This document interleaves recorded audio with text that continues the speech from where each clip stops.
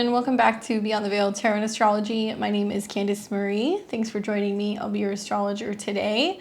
Happy Sunday to those of you guys who are watching on Sunday morning, my Sunday crew.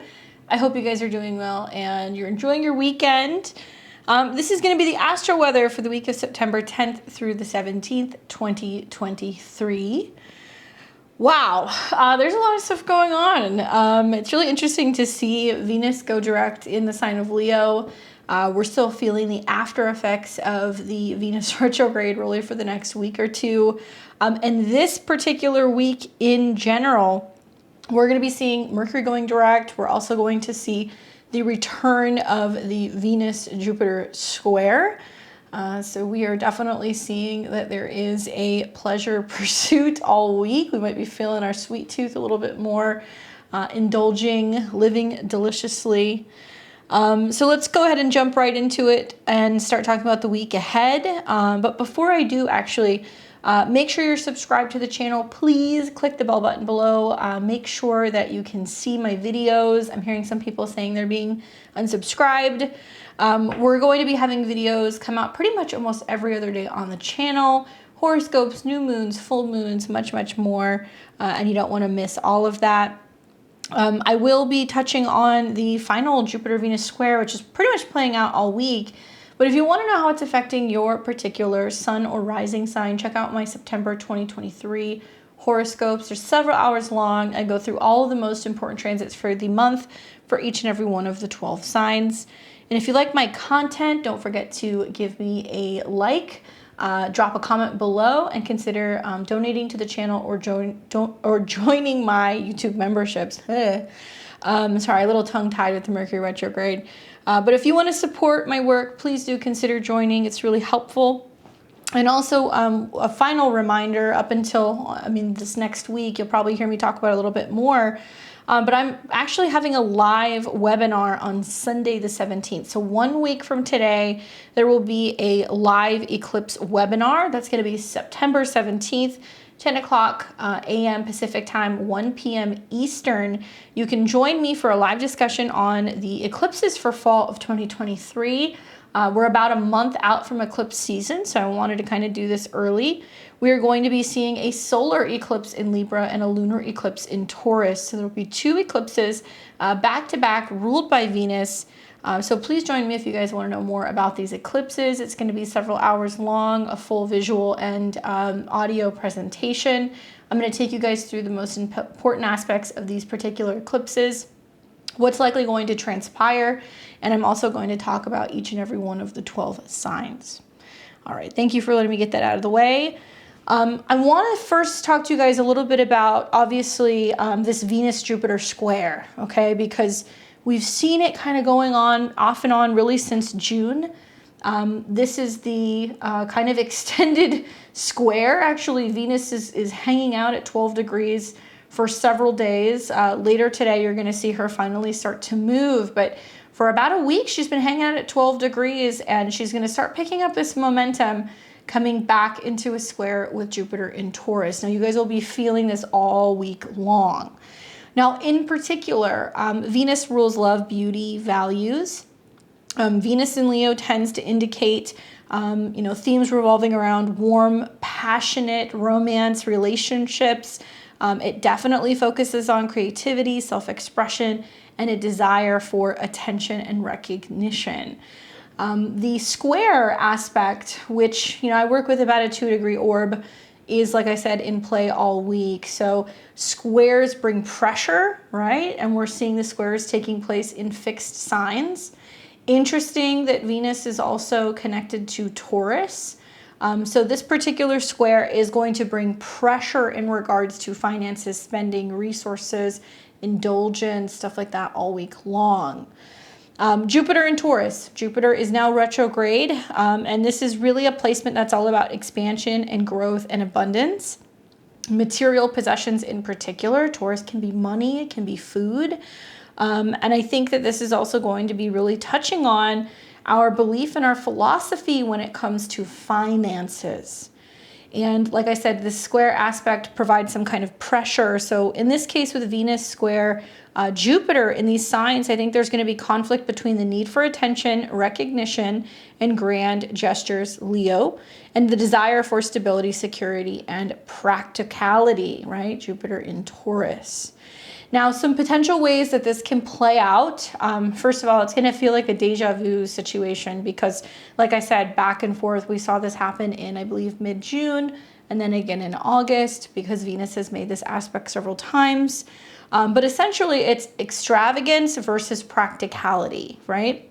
So the tension that we're seeing between these two signs is bringing up the need to be financially responsible and practical versus this tendency to overly indulge and focus on pleasure and the fact that there can be some financial challenges. So I've said in my previous videos and also in my Venus retrograde webinar that it's almost like we're spending money like it's going out of style. A lot of people saying put it on the credit card, you know, I'll deal with it later. A lot of people who are also just just kind of overdoing it, right? Leo does talk about taking chances, and it can be about the stock market. It can be about taking chances in relationships, self-employment. And then Jupiter in Taurus represents that expansion. Now, for some of us, the risks have provided opportunities for big rewards, but Venus has been retrograde, so she's been swinging back and forth. So there's almost been this back and forth about what do we value, what do we spend money on, what are we spending money on, especially when it comes to children. So Leo can represent spending money, sending your kids back to school, just the crushing effects of inflation and how much it's costing to, you know, get school supplies, get kids to and from school. Obviously, we're going to see a lot more about gas prices here over the next couple of weeks. But I think it can also be about cost of resources, cost of education. So it's really important to take a look at the storyline of where the square has been taking place in your own chart since the last couple of months. And now it's kind of coming into like this bubble, which I think we're actually going to see start to pop more down the road, a week or two from now, when Venus starts building into the square with Uranus. Obviously, we see conflicting values. I think you would see that at any point in time with a Venus retrograde or when Venus is coming out of her retrograde. But in particular, this seems to be a clash between personal values, Leo, and the values associated with material security and wealth or even like banking. So this could lead to inner conflicts regarding what truly brings happiness and fulfillment. At least on a personal level for me, it's been a lot of like reevaluating, is more really more, right? Does it actually bring happiness? Does it actually bring room for fulfillment? Or is it just too much stuff, too much of a good thing, too much sugar? I don't know about you guys, but like the Venus-Jupiter squares have been horrible. I'll go through periods of like not having anything, and then that's like all that I want. So the sweet tooth has been real. I'm always, what is that movie, The Witch? I'm always quoting, does thou want to live deliciously? You know, like Black Phillip. I feel I'm constantly going back and forth asking myself, am I living too deliciously today? Probably so. Then we also see opportunities for us to be reevaluating our creative desires, our creative impulses. There can be this feeling of like really seeking and needing recognition, because this talks about the need for like, you know, people to admire us and, give us our recognition where recognition may or may not be due. It depends. And this balance between that in the Leo aspect and being a little bit more down to earth with these planets that we have in Taurus. And there is potential for growth. So I guess the silver lining is that we can see, because of the pressure of the stress test that we've been having, either financially or in regards to our relationships, Venus is giving us this room for growth. So despite the challenges that the square can present, it indicates opportunities for personal growth and development. I think in this case, it's about finding a balance between what is extravagant and what's practical, but also learning to value both. So it's not all work and no play, right? Because Taurus can get into that kind of monotonous grind of just same old, same old. And then Leo can have a tendency to kind of really dance off and go after whatever it is that they want, that the heart desires. So recognizing that it's important to both be productive and be able to show up and maybe make money, Taurus, but doing it in a way that brings pleasure and it feels creative, and trying to kind of find that middle ground, right? So too long didn't listen. The themes for this week are watching where we overdo it. Overspending, overly optimistic, overestimating something. There can be too much positivity, and I think you're going to hear a lot of this about financial predictions for the markets and being a little bit more idealistic in terms of how things could be playing out going into the fourth quarter this year, and watch for excess and extravagance. Now, where am I seeing this, right? Because my whole, goal with this channel is to make astrology make sense, to apply it to our everyday life.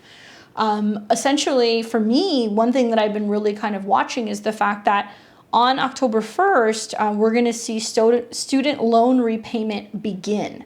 So after 3 years of that being put on hold, we have seen, people spending money on other things. Some people have still been paying off their loans, although they're not required to. Some people have been paying off probably other credit cards, but a lot of people have been traveling. They've been spending it on just surviving in the state of the last couple of years. So when this comes back in early October, in just a few short weeks, that is going to have a huge impact, I think, on retail. Just from what I've been reading, various retailers are all saying that, there's reason to believe that that can actually impact how some of their stocks perform going into the end of this year. Because, personal material goods, things that we possess, that we eat, that we wear, things that relate to style, even very Taurus. And Venus has been kind of retrograde. So there's been this back and forth with knowing that it's coming. And I think we're going to see a lot more of the effects of this as we're getting into Scorpio season, as planets like Mars and the Sun and Mercury are coming into Scorpio and it's opposing this. That's when we're really going to start to see the effects of that. So it's going to take about a month or so, but I think we're going to feel it. And the other thing is this, the banks, financial, anything is Taurus. Over the last 18 months, we've seen 11 Fed hikes, which is like outrageous. And inflation has definitely really been a theme since the North Node was in Taurus. And so, we have Jupiter there that's now retrograde. So we're reevaluating, how has this gotten out of control? How can we kind of roll back things and see how we can better rework some of our regulations or policies revolving around resources. But still, as Jupiter and Venus are in a square, we're starting to see how this is impacting younger people. So whether this is like millennials who now have kids that are going to school and the cost of that, or people who are just getting out of college and entering into the job market, the effects of feeling this financial pressure to repay student loans, but also to feel like they can be positive and optimistic about the future, and probably looking also for a lot of benefits. So I would imagine with Jupiter and Taurus, trying to find employers that are going to be paying them well, but also who are going to offer incentives like student loan repayment, or mental health, health coverage included in their benefits. I would imagine that's really important, because Venus does deal with health. And when she's stationed, she went stationed at 12 degrees, which really talks about, what's missing, what do we need emotionally or spiritually, and the list goes on. So those are two things that come up for me. Apparently, according to numerous accounts, credit delinquencies have hit pre-pandemic levels in some financial areas. So things like car loans, credit cards, other various loans. And that's kind of concerning that it's hitting pre-pandemic levels. So that's telling me that, people are having a hard time paying their bills. Now in September, we're looking at going into the end of the year, generally a time where we see retail actually perform pretty well. People are shopping, they're buying stuff for the holidays. And I don't necessarily know if this is going to be your typical retail season. If people are going to have to make decisions about cutting back on what they're spending to be able to pay their loans, or to be, being able to maintain their cars, or, take care of their excess expenses, I think it's going to get a little challenging. And I think that this can be really difficult for some people after what has been just a period of just having excess and now starting to feel a little bit of that pullback. Several major commercial Chinese real estate companies have also been in dire straits, and if not potentially filing for bankruptcy, looking like that's coming in the future. And that may not sound like a big deal to you if you're living in the United States or Canada or other countries, but I do see this as being a potential domino effect where if that starts to happen, we're going to see everything fall. Now, it's also concerning thinking about that here in the United States, because the last 2 or 3 years, we've had a lot of people who have been working from home. Yes, some have been working in a hybrid schedule, but still, I think that we're going to see some major challenges with the commercial real estate, just industry in general, because so much time has gone where people have not been in the office. So that can also have an impact on all of us economically. Essentially, for me, it's like the financial bubble, right? Venus. And this is the market, okay, the stock market. Venus is now coming back into the square with Jupiter. So this may materialize as like a bit of a run up.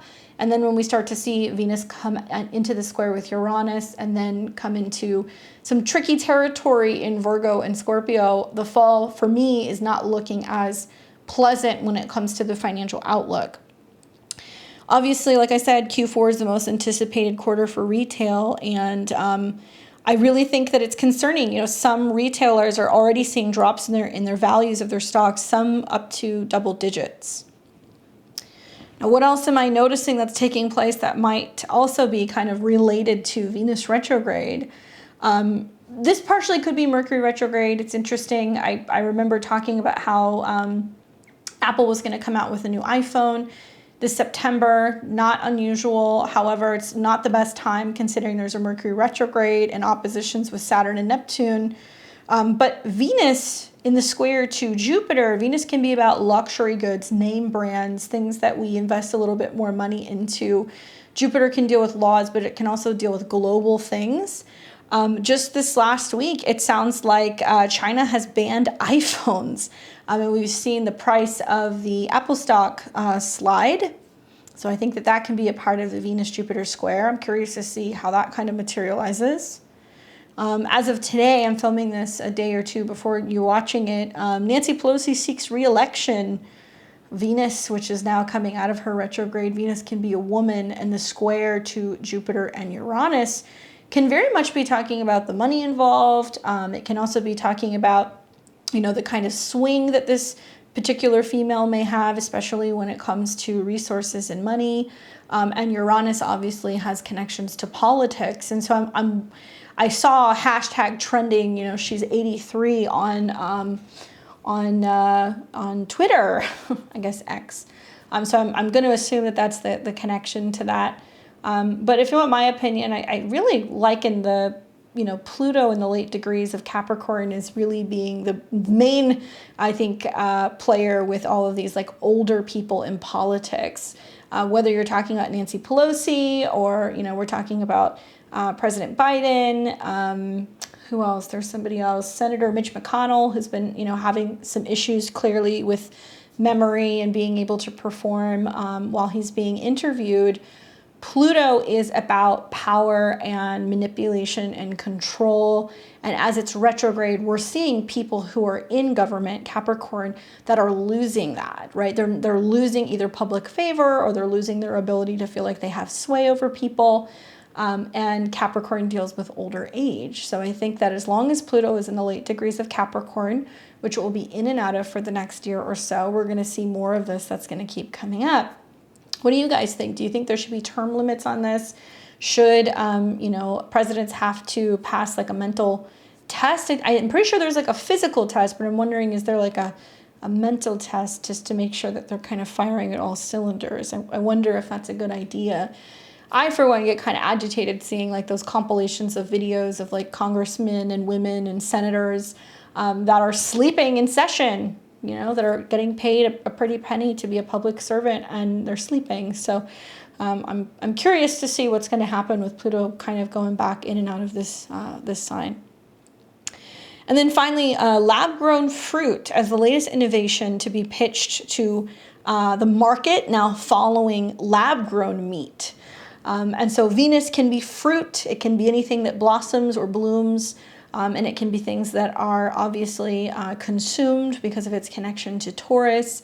I think at a 12, I get a little antsy because it's a lot of things that are just coming up that we don't really know about, or it's weird, or it's foreign, or it's unusual, or it's kind of hazy. And that square to Jupiter can be talking about where there's potentially money to be made there. And then the squares to Uranus obviously is going to talk about the weird kind of funky innovations. And I'm wondering, who's potentially wanting to invest in some of this stuff? Who's wanting to get in on this? And what are the financial implications? Just over the week, I was learning more about that substance appeal. I don't know if you guys have heard about it. I've been reading up on it for like the last month or two, and I'm consciously shopping and checking all of my codes on my food. Brought to you by Mr. Bill Gates, who has developed this product that is essentially sprayed over fruits and vegetables that is said to help, limit us from wasting food. It can go on things like avocados or cucumbers, apples, to prevent the food from spoiling. And it's supposed to be okay to use on organic food. Personally, on a personal level, I'm a little concerned about consuming that stuff and the effects that it might have. Took it upon myself to go to Twitter to connect with my local grocery store chain, asking questions, being like, do you carry this? What's the deal?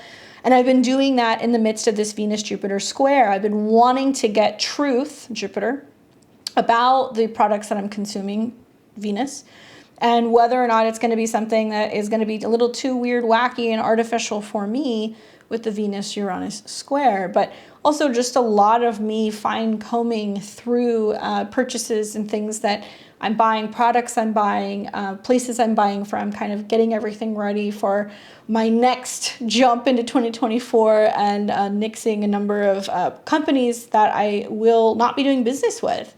That's how I've been using it personally, just to kind of align myself with companies and businesses that are in alignment with my values. So to kind of give us a little bit of like a bit break from the heavier news, I'll kind of shift to some of the other things that are going on and what's happened in this last week with Venus going direct.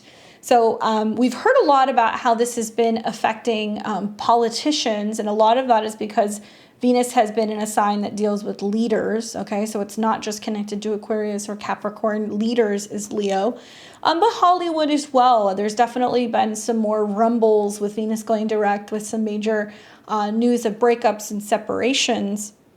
And Venus, like I said, went direct at 12 degrees, and it was conjunct a fixed star called Acubens. And this particular star is the nature of Saturn and Mercury. Okay, so Saturn, limitations, Mercury, mind. It has connections to people who are liars or thieves, scandal and slander. It's also been called the slithering hiding place, and it gives activity, malevolence, and poison, making connections to this star connected to liars and criminals. Now, time out. This is old school astrology, okay? I'm not saying if you have that you have these particular, I guess, what's the word that I'm looking for? Traits. But still, nevertheless, it's worth mentioning because for me, my takeaway is, in a more modern sense, this star has connections to things that are hidden. People may not be telling the full truth. You may not be getting all of the clarity. There is something that is kind of missing or kind of misconstrued in some way, right? 12 degrees. So here's what's interesting. Just taking a look at connecting the dots of like who's been in the news this week and who has major planetary connections to this particular degree. Number one would be Prince Andrew. This went actually direct on his ascendant at 12 degrees of Leo, and coming out in the news. You probably didn't hear it on mainstream news, but charges for sexual abuse of 2 younger children in Ukraine. Do your research. I can't talk about it too much other than that, but still, I think that's important. Also, something that made pretty big news, the bombshell interview that we saw on Tucker Carlson with Obama, and the talk in regards to his involvement with a man from his past. Really interesting. Obama has a sun in Leo at 12 degrees. Venus went direct, conjunct his sun. A day later, the Tucker Carlson episode breaks where there was an interview with a man on his dealings with drugs and his relations, okay, of the sexual kind. True or false, that's not really what I'm debating here. More is the fact that Venus was returning and going over things from his past that was hidden or misconstrued. I think I can speak, kind of honestly for everybody who's watching this. Like, we don't really care if Obama's gay. If he's gay, let him be gay. That's not really the concern. For me, I think it's more like, if that's the case, what else was falsely represented? You paint a picture of having a wife and having children and being like this amazing leader, and to hear what could potentially be like such a devastating interview of finding out that he's living a double life and also participating in some illegal things. I'm not going to get into the details. You can watch it, but for me, really brought up that connection to that particular fixed star in the retrograde, revealing that he may be doing kind of behind the scenes. This led me to look a little bit further into his chart. I mean, Pluto, Uranus in the 7th house, it's obvious that he's got some rather unusual kind of things in regards to his relationships. But then I looked at Michelle's chart, and she's a Capricorn sun, and Pluto is in conjunction to her 26-degree Capricorn sun, and Saturn is in conjunction this year to her Venus in Pisces at 0 degrees. So interesting, being a Capricorn, ruler of her sun, which can be about her career, it can be about her relationship with men, and then the conjunction to Venus can be talking about some challenges that could potentially be going on with relationships. There's talk also of what's been going on kind of in the headlines. I don't necessarily, I'm not going to tell you this is true, but there's some people that are chattering online saying that she's gearing up to announce a 2024 potential run for the presidency as a Democratic president nominee. So we'll see. Obviously, that's a little crazy and far-fetched, right? But I don't know. Part of me kind of wonders with that Saturn conjunct her Venus, some other stuff going on, if that's something that she'll do. What do you think?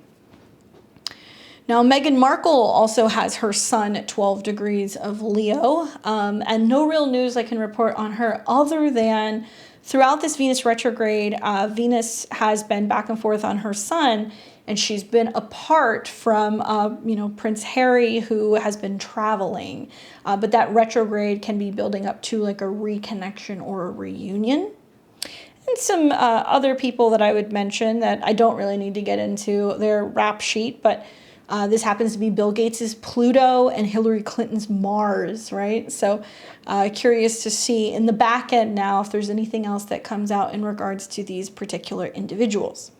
Now, a lot of these are politicians, right? People who are kind of in higher office, but Hollywood did not skate free. There's been a number of separations, breakups, and divorces that have taken place this summer. But the more recent ones, as Venus has gone direct, has been Joe Jonas and Sophie Turner heading for divorce. They filed for divorce, unfortunately, this last week. They've been married for, I think, 5 years, or together for 5 years. They have 2 young children. And so there's this announcement that's been confusion where Joe Jonas is seen wearing his wedding ring, he's singing to Sophie, and then 2 days later he's talking to attorneys and then files for divorce. Joe Jonas is a Libra rising, so he's ruled by Venus, and Venus is actually going retrograde over his Leo sun in the 10th house. So a lot of change in direction with his reputation. Also, am I married? Am I not married? How is this affecting potentially my career? And he's got a natal Venus in Virgo in the 12th house, and Saturn is coming into an opposition with Neptune over the next year or two. Right now, Neptune is in opposition to his Mars, and Mars is the ruler of his 7th house. So there is like a relationship that's kind of dissolving. If we look at Sophie's chart, she's in Aries rising, and she has her sun in Pisces in the 12th house. And this year, Saturn is in conjunction to her sun. And Mars is, her sun and Mars in the 12th house of Pisces. So she's going through some kind of like maybe dark night of the soul moment, needing more time away. And she's also in the midst of her reverse nodal return. She's got her north node in Libra in the 7th house, and the south node is swinging through there. So eclipses in the 1st and the 7th obviously can indicate changes personally and also for her relationship. But the North Node's in her first house, so there's more focus on what she needs and, her individuality. And obviously, being in Aries rising, Venus rules her 7th house of marriage and has been retrograde through the 5th. So, for many relationships that have been kind of back and forth all summer, they're now coming to this turning point where the Venus retrograde is coming to a head. And on the back end now, as we see Venus square Jupiter and then eventually Uranus, we're going to see more relationships kind of shake out. And then finally, last but not the least, Britney Spears has separated and she's heading for divorce after just 1 year of marriage with Sam Asghari. It was confirmed on the 17th that they are separating after 1 year of marriage, and it sounds like they may be getting divorced. Bummer, but also does not surprise me. We've got another Libra rising, that's Britney, and Pluto has been in conjunction to her natal Venus in Capricorn in the 4th house for the last several years.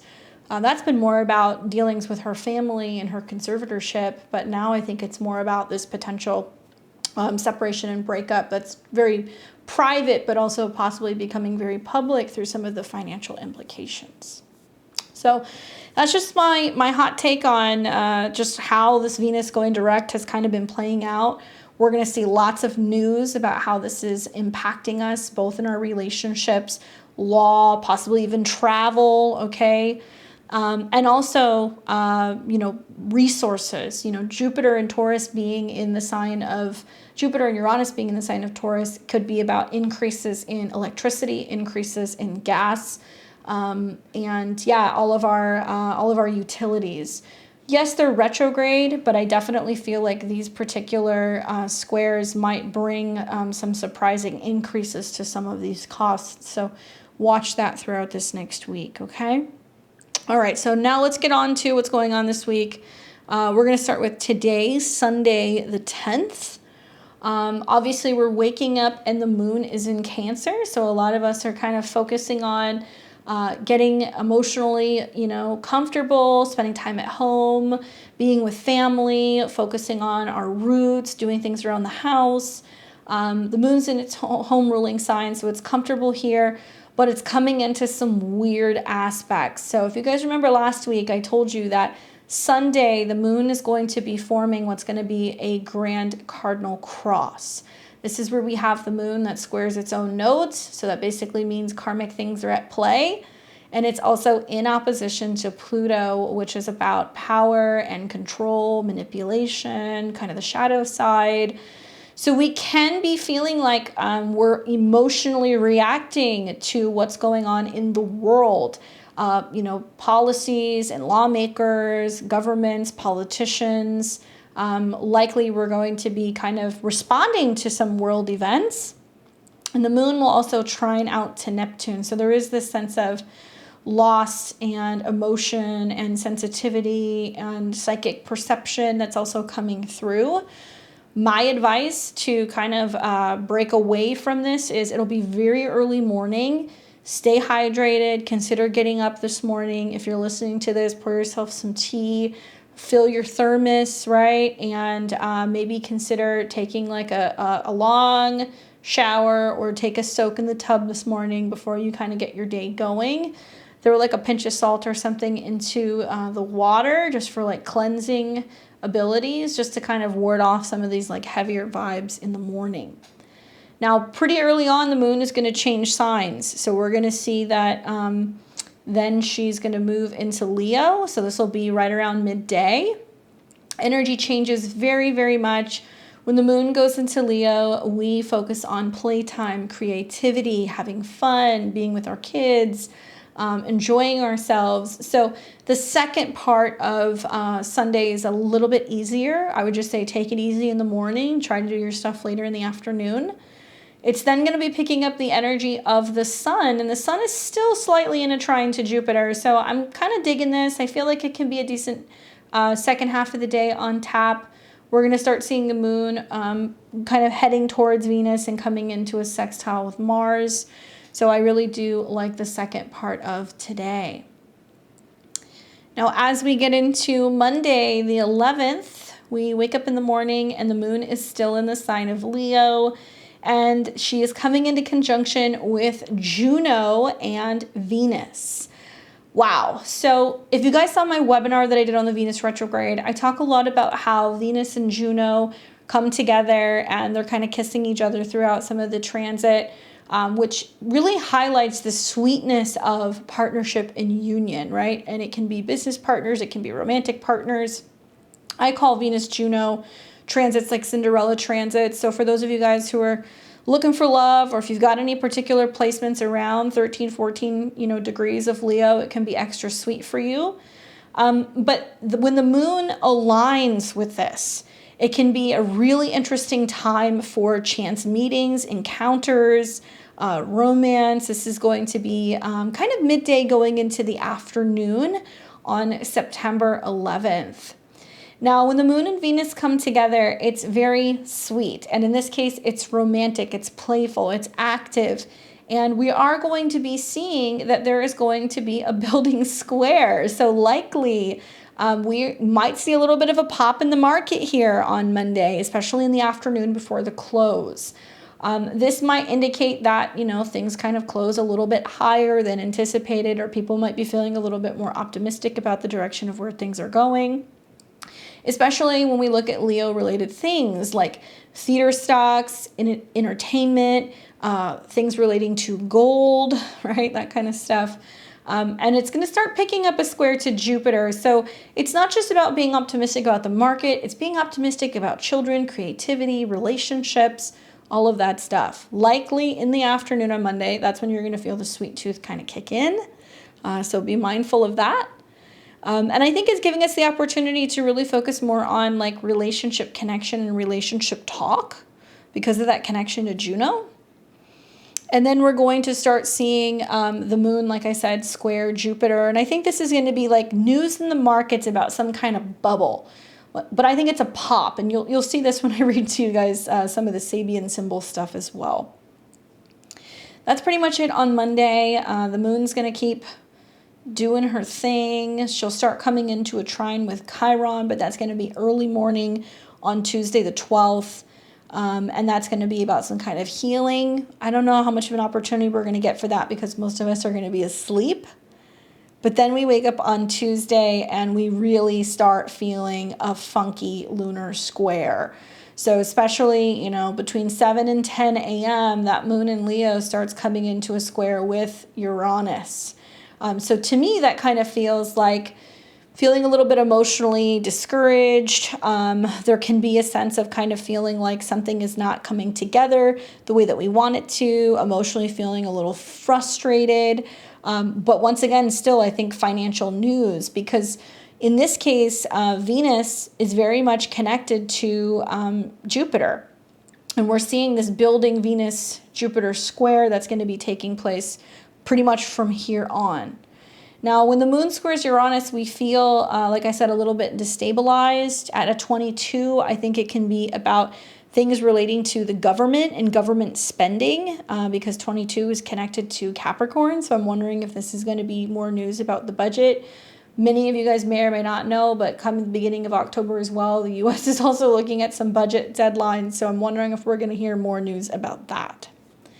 Then as we get into the afternoon, the moon is going to come into a trine with the North Node in Aries. So, when the moon's in Leo, it's dramatic, it's creative, it's playful, it's expressive. So some of the drama that's coming out is trining into the North Node. So it's supposed to send us in a state of action. It's supposed to also have us focusing more on feeling inspired and like moving about and getting something done in some way. So I do feel like the afternoon is going to be rather active on Tuesday, and it's really helping us tap into feeling inspired and coming up with like an action plan. So if you're feeling like you want to get out and do something fun in the afternoon, you can. It's a great time for creating. It's also a great time for physical fitness. So like dance or some kind of like activity that you could do later in the day on Tuesday would be wonderful.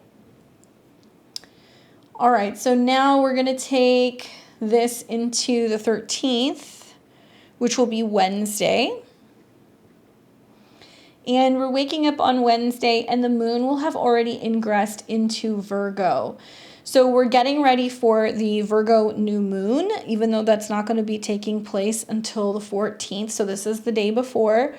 This is like the balsamic phase. So some of us can be feeling a little grouchy. Just be mindful that that's kind of in the air. And when the moon is in Virgo, we are focusing on Mercury because Mercury is the ruling planet. It's all about communication, driving around, sending emails, letters, text messages, busy work, right? So you're going to see something really interesting happen on the 13th. First, the moon comes into an opposition with Saturn. So it's almost like the moon says, it's time to get up, get into action, work, be busy.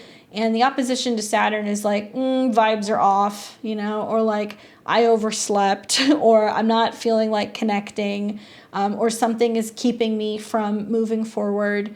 Especially when it comes to like showing up to work, or when it comes to, getting things crossed off of our to-do list, because Virgo is about being busy. So things may not go according to plan on the morning of the 13th. Not the best day to be traveling, not the best day to be having meetings, not the best day to be trying to get cars worked on. You could have issues with transportation. Mercury, you could have issues with gadgets. You could have issues talking to coworkers. Expect there to be some kind of hang up or communication issue or delay.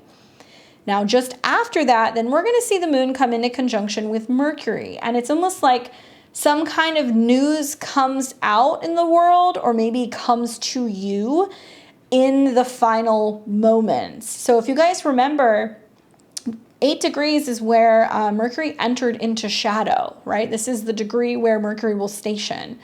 So right before we have this new moon, when we have a fresh start in Virgo, we have a download, we get a message, we have some kind of intuitive hit. It's at an 8 degree, which means about a secret, something that's going to change, something that's going to transform. I would take a step back on the 13th. And if you feel like something's coming up for you intuitively, I would pay attention. It can just be, your higher self being like, hey, this thing is going to change, or, there needs to be something that we tweak before we send this off. And it's important to get that message before you go and set intentions on the new moon on the 14th. So tomorrow, technically, if you're looking at this from the perspective of the 13th. So what do we do when the moon is in conjunction to Mercury retrograde on Wednesday? We review details. We tap in and ask ourselves, am I missing something? Do I need to go back? What's the missing piece? What do I need to change? Use that productively to better tweak what your intentions are going to be for this particular new moon. And you're going to see that happening right around the 2 o'clock p.m. Pacific time, or this is going to be closer to the 5 o'clock p.m. Eastern time. So it'll be in the afternoon. And then the moon's going to keep moving. It's going to start coming into a trine, and this will be the early morning of the 14th. Thursday, the moon is going to trine Jupiter. Positive, optimistic. Okay, so feeling abundant, feeling like we can get stuff done. I really like Wednesday and Thursday and Friday, but Wednesday and Thursday in particular for being crossing all our T's, dotting all our I's, getting everything in order before we set those intentions for, what's going to be more productive, healthier, and kind of more so on track with that new moon in Virgo. And then the new moon is going to come in at 21 degrees of Virgo. So right here. So if you have any planets, 20, let's say to 22 degrees of Virgo, pay attention. This is personal for you. We have a new moon, new opportunity to plant new seeds. And this is a very potent new moon because, number one, it's in a trine to Uranus. So it's saying, if we're going to have new habits, we're going to have new patterns, we're going to have new work schedules, new health regulations, it's going to come on suddenly. We're going to see something suddenly start, right? Because Uranus is jump-starting something. It's electric. So some of these new intentions that we're setting for productivity is going to require us to be innovative and creative and thinking futuristically and trying to tap into technology or things that can be kind of, different. So it's great if you want to make a change. It's great if you want to start physically changing something, if you want to develop like new skills, if you want to work on health, if you want to work on eating habits, on financial habits as well. And Mercury is actually stationing. So it's still at this 8 degrees. The very next day on the 15th, Mercury will go direct. And this is why I was starting with talking to you guys about the Venus direct. When planets retrograde, yeah, we see things slow down. But when planets either station retrograde or station direct, when it's going one of the two ways, that's when we see really big events happen in our life, especially if it's on a personal planet. So all of these stations that have been happening, or the direct motion, has actually been bringing up themes for all of those people that I listed. So what's going to happen with this new moon is right around the time that you're setting your intentions, Mercury is behind the new moon. It's basically saying, I'm still thinking, I'm meditating on, I'm reevaluating, I'm planning, I'm strategizing. And then the very next day, Mercury is going to go direct. So we might be hearing some really big mercurial type news, which I definitely think is a theme, because we're going to see the sun and the moon then come into a trine with Uranus. And this is going to be more about job markets. This is going to be more about banking and resources, and whether or not politics or the government are getting involved in some of these sudden dramatic changes and fluctuations with some of these themes. This new moon will plant a seed that'll take a whole 28 days until we get to the next new moon, which will be in Libra, and that's going to be a solar eclipse. So we're going to be like rocking and rolling pretty much from the 14th on. I'm curious to see what happens with that Mercury station, and also just with the new moon. I love the trine, but not a fan of the quincunx to the North Node. To me, this is kind of suggesting there's going to be, new intentions that are going to be kind of taking place in regards to health, daily routines, healthcare centers, healthcare workers, habits, all of that Virgo stuff that may not mesh with individuals, right? Aries is the individual, ruled by Mars. Get out of my way. I got to do my thing. Virgo's like, wait, we got to put up the barrier, and we got to tweak this and slow this down and clean this up. And it's like Aries and Virgo do not get on well in this sense, because Virgo is going to want to stop and really take its time. And Aries is like, no, I don't want to do that. So we're going to see something a little disjointed, right? A couple days after this new moon, that's saying like where the over-fixation is actually getting in the way of our natural impulses and our need to do what we have to do. This can lead to some people feeling a little agitated and kind of pissed off because they're feeling like it's impacting their schedule or their routine. So watch for that. Then this is going to take us into Friday, which will be the 15th. Okay. And we wake up on the 15th in the morning, and we're getting ready to see Mercury go direct. So you'll see that happen, and the Mercury retrograde will end. Yay. And actually, even when Mercury goes direct, it's going to be really interesting, because we're still going to see the sun is in a trine to Uranus. So we've made changes, and we're also going to see the sun come into a trine with Pluto. So and still another Mercury-Jupiter trine. So I've actually, knock on wood, I don't want to challenge Mercury, but this has been a pretty good Mercury retrograde. I think it's been very productive. It's been very helpful. I've been using it to get all of my products for the fall ready. I'm crunching all kinds of astrology calendars and perfecting all kinds of stuff and looking at prints and making sure everything's ready. So I have found it really productive. Let me know how you've been doing. I know the mutable signs haven't been too fond of this one, though, so I can understand if it's been challenging for you guys. All right, so Mercury will go direct. The moon's going to trine Pluto, so we're feeling emotionally powerful, in control, in charge. We're feeling like the productivity is allowing us to feel like we're on top of things.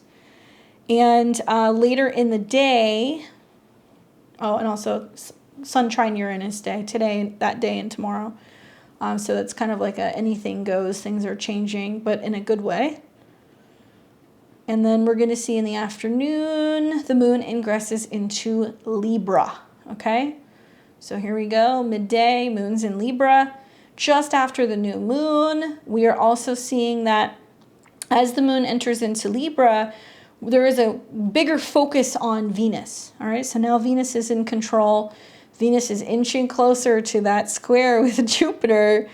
So we're definitely starting to feel the sugar bug kind of creep up on us. We're feeling the effects of the spending. We're feeling that financial bubble, which is growing, which is getting bigger, or the financial issues are starting to kind of loom, or the moral issues in relationships, the issues of values and what's important to one person and whether or not somebody else also shares that same perspective that can be coming up. What happens when the moon is in Libra? We seek partnership. We want to talk to other people. We want to be with our spouses, our partners. We're more kind of working with clients or dealing with like our marketplace. So it does require us to work with other people. I guess what also helps is the fact that even in spite of the Venus-Jupiter square, where we can indulge a little bit, we do have Venus coming into a sextile with Mars. So we're seeing some harmony between the North Node ruler and the South Node ruler. And as a reminder, Mars rules the North Node, and Mars is in its fall right now in Libra. So there's a lot of relationship karma stuff that's like in the skies, right? So then we're going to see, that the pressure between Venus and Jupiter is really on because the moon is there. So it looks like in the early afternoon, Mercury goes direct. We're going to see the moon keep moving through Libra. And when we wake up on Saturday the 16th, okay, so Saturday morning, a lot of people are going to be like waking up and ready to kind of duke it out with somebody. So this could go one of two ways. When the moon is in conjunction to Mars, this is about moon, emotions, home, family, Libra, other people, relationships with other people, people we live with, spouses, roommates, family. Mars, conflict, agitation, Mars in its fall. So, fighting words maybe, it's in an air sign. But also it could be like the relationship snip, because Mars wants to kind of cut and burn. And so I think with this conjunction, we could see that there could be conflict, there could be drama, there's a lot of action around relationships and what we need to kind of cut off and remove. But it can also be really sexy, very passionate. It can be a lot of like intensity and friction that leads to something good with another person. So it can be a little steamy. But you're going to see the moon and Mars come together here and start to oppose Chiron and the North Node. So we're going to see like where friction comes out in relationships that we really need to let go of, South Node, that's not serving us. And like maybe there's a tendency to be so frustrated on a personal level that we're projecting that onto our relationships, because Libra can be a bit of a mirror, right? So watch for that. That's happening. And then while that's coming together early in the morning, honestly, this is like a morning that it's a lot easier to wake up next to somebody, right? So you're not like fighting and kind of feeling like the single blues. And then here comes the Venus square Jupiter. Okay, so then that's going to be in the skies all day at 15 degrees. So if you have any personal planets around 14, 15, 16 degrees of Leo or the fixed signs, you are going to feel this. And I think I said this in a previous video, but 15 degrees of the fixed signs is very similar to the cardinal points, okay? This is the halfway point through the seasons. So this is like extra active when you see planets go through these degrees. So not only are we seeing the second Venus-Jupiter square, the third. The first one happened on June 11th. The second one happened on August 22nd. So this is the third one on the 16th. Go back and look at what happened around mid-June and the third week of August. That back and forth that's been taking place. Well, here is the pop. So if you're really seeking, and like pursuing pleasure, and it's going to be something we're talking about, right? So 15 degrees is a Gemini degree. It's what we're talking about, what we're writing, what's on social media, what you're feeling compelled to tell somebody. And it can be positive. It can be finally saying, like, I love you, or, I got you this thing because I really appreciate you, or writing somebody like a love letter or a note telling them how much you appreciate them. That might be how it manifests. But that square setting up while the moon and Mars are in conjunction, if you are not doing these things, there can be friction. And really what we're realizing is that we need to put some of our politics aside. We need to put some of our differences aside, right? And we need to focus on love. Venus is about love. And also Mars and, the moon can be emotional outbursts. It's really similar to kind of like a moon in Aries that can just kind of like pop off very suddenly. So there can be some relationship stuff popping off, but this is because it's the back end of the Venus-Jupiter square, the Venus-Uranus square. Going into next week, then we're going to see Venus square Uranus, so that is going to be about the financial bubble going, it's going to pop. So watch for that on Saturday. The moon is just going to keep moving through, and it looks like it makes contact with Mars somewhere around mid-afternoon. So it looks like it's going to be closer to around, what is that, 12:30-ish Pacific and around 3:30 Eastern. Then we're going to have the moon keep going through. It's going to pick up a sextile to Venus in the evening, so it gets a little bit easier in the evening. So I could see some tiffs midday and people making up, at night, especially when we see like Mars and Venus in harmony with each other. Like that can mean that we can reconcile, we can find social ease, we can come together and we can kind of make up. But the actual Venus-Jupiter square, the exact one, like per the exact degree and minute, will not take place until Sunday. So we're going to see on Sunday, that's going to be happening in the late evening hours, Saturday going into Sunday morning. So some of you guys are still feeling the effects of that going into Sunday. So there's that there. And then on Sunday, we're going to see not only that, but the moon will come into conjunction with the South Node, right? And this can represent emotionally letting go, releasing, purging, this collective energy of people kind of doing all of this, purging of relationship karma, Libra, ruled by Venus, Venus square Jupiter. For me, it's definitely been a lot of noticing with clients and also in my own life, just a lot of difference of opinions on what is valuable, right? Do I invest in this or do I invest in this? For me, the lesson has been about diversification, not putting all my eggs in one basket, or not only buying one brand, or not only, putting my money in one particular investment, not only shopping at one store, not only eating one type of food. And also there's been a lot of debate that I've had in my life with other people about what it means to live abundantly, what it means to have excess, and what it means to, actually have money and what you do with it. So I could definitely see a lot of philosophical kind of debates going on in relationships with people about being what we should and should spend money on. And if you potentially have too much of something, right? Jupiter in Taurus could be, are we spending too much on travel? Are we spending too much on food? Are we spending too much on, legal related things, education?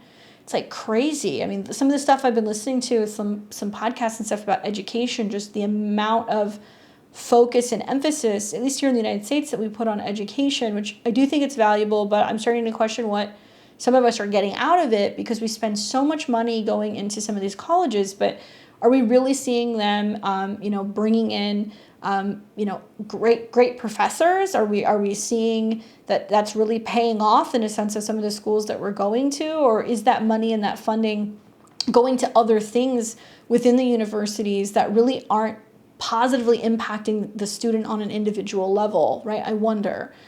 So we're going to have to see, obviously. Like I said, this will be something you're going to feel all week. It's almost going to finally hit that peak once we get to Sunday. I do want to read to you guys the Sabian symbol for 15, technically 16 degrees of Leo. It's very interesting. I feel like it definitely resonates. So we round up because it's 15 degrees and change. And if you have this book, This is page 166 for the Sabian Symbols. Some of you guys were asking on some of my videos, so if you click the description box below, you click below, it's going to show you a whole bunch of different like links, right? There's links to my website, there's links to my products, there's a page that says my book list. And now my book list, there's a bunch of other things that I recommend. So if you guys want to know what kind of production gear I'm using or other things that people have been asking for, that's also now included on my Amazon list. All right, so 16 degrees of Leo, sunshine just after a storm. The keyword is recovery. The theme is bounce back. The symbol speaks to recuperation and the ability of individuals to re-enter life fit and refreshed after major stress and strain. The image of sunshine just after a storm speaks to healing and rebirth. The storm has been seen here as a process of cleansing and purging. Times of upset, turbulence, and the necessary means for clearing away whatever stands in the way of healthy growth and functioning. The emphasis here is on recovery and reconstruction. At its highest, it represents exceptional ability to hold steady through turmoil and confusion and not lose sight of the higher purpose in all things. Watch for emotionalism and the tendency to fly off the handle or get upset with every little thing. The accent is on the accent is on recuperation, restoration, and healing. Freedom and happiness follow limitation and sorrow. Your greatest advantage lies in using stress productively, stay centered, and look for the silver lining in the clouds. Guard against not letting yourself get thrown off balance by disappointment or loss. Don't rain on someone else's parade or dampen their enthusiasm and joy with your bad mood. Recovery, recuperation, relief, improvement, restoration, healing, reestablish, renewal, rebirth, cleansing, purging, clearance, and health. Well, I mean, sunshine after the storm, right? It could be quite literally after some of the storms. Although I got to tell you guys, I do think that some of the storms that are coming with some of the squares that we're going to be seeing in this next week, Sun in opposition to Neptune, Mercury in opposition to Saturn. If you happen to live somewhere where there's extreme weather, please be mindful that it can get very real over the next week. But I don't think this is necessarily just literal. I think it's figurative. And it's pretty safe to say for many of us this summer, it's been like being in the eye of the storm. So perhaps now maybe that we're coming out of this retrograde and the square, we're starting to realize like, okay, things can get better. We can recuperate after some of the loss that we've had financially or in terms of our relationships. And realizing that, like everything happened for a good reason. Fire purifies, it purges. So even though, the actual degree is talking about storm and like water, I think that's the connection to emotion. But the actual square has been taking place with a fire sign, Venus in a fire sign, burning and kind of purging and purifying everything to show what? The truth. Jupiter in Taurus. Who's really investing in some of these land grabs? What are banks really making off of the backs of some of these changes that are potentially going on in the markets? How are children or younger people or Hollywood potentially connected to some of these major changes that are going on with finances, trends, investments, the list goes on. So even though fire can be destructive, and this retrograde has been, I think it's really showing us the truth of certain situations and helping some of us, after the drama, get really clear about what we do and do not need in our life. So when this final square comes through, I'm anticipating it can be an opportunity for many of us to kind of realize like, okay, some of these events have happened for a reason. Now what are we going to do about it? Down the road, Venus is still going to come into a square with Uranus. So that's going to be where it's going to be like, okay, that's where things get a little buck wild. That's not really for another week or so, but we will see that square. Looks like that's going to be coming through closer to September 29th. So we'll be tackling that in the next astro weather or two. And this is that tail end of the Venus retrograde. Okay, so what are you learning from it? Ask yourself that this week. I'd love to hear how this is playing out for you guys, how you've been feeling with this retrograde or what aspects it's been making in your own personal chart.